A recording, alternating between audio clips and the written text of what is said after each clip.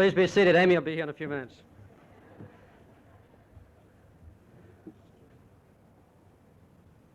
I'm delighted that this delightful ceremony has been made possible by you. This evening we will have a special ceremony here on the same platform, comprised of distinguished Americans who will give us entertainment and inspiration, and who will bring with them their favorite or most significant teacher. This morning, for a few minutes, about 8:30, I had to go back to the White House on an errand. And when I walked through the second floor hall, my wife, one of Amy's teachers, was giving her instruction in violin. And I walked past the television set on the second floor, and Rosalynn was introducing to one of the morning talk shows her favorite and most significant teacher, her mother. It was pointed out by her, Miss Butcher, that she only had an 8th grade education. And Rosalynn pointed out that she and her brothers and sisters in Butcher Hollow were inspired as much by our own mother in the home as even the classroom teachers, who changed quite often in that one-room schoolhouse because the big boys quite often beat up the female teachers. This nation has been inspired and transformed and constructed by educators of all kinds. Mothers in homes, teachers in the classroom, those on the training, giving people an opportunity for a new job.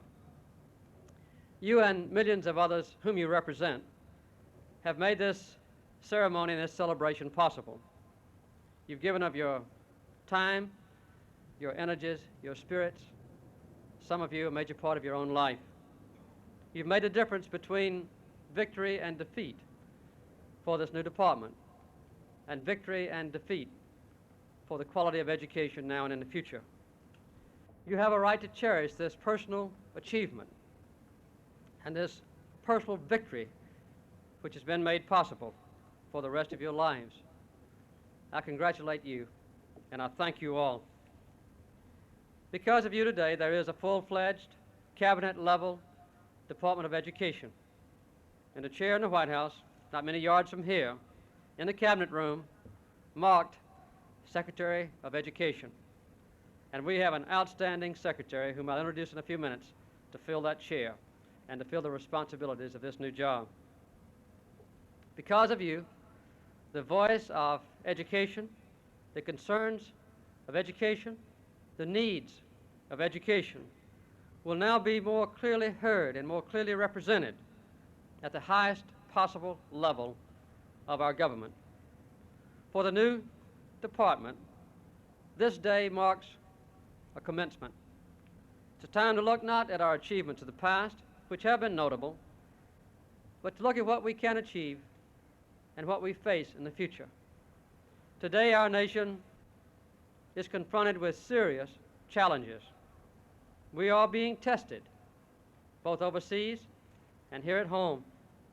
We see a new and vicious form of international terrorism in Tehran, and we confront a brutal and dangerous aggression in Southwest Asia that has taken thousands of lives already and which literally threatens world peace.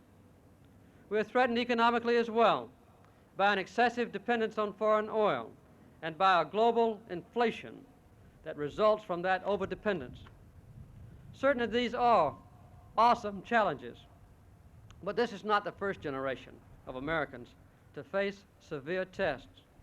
This is not the first generation of Americans to have to make difficult and shocking changes and adjustments to face new conditions.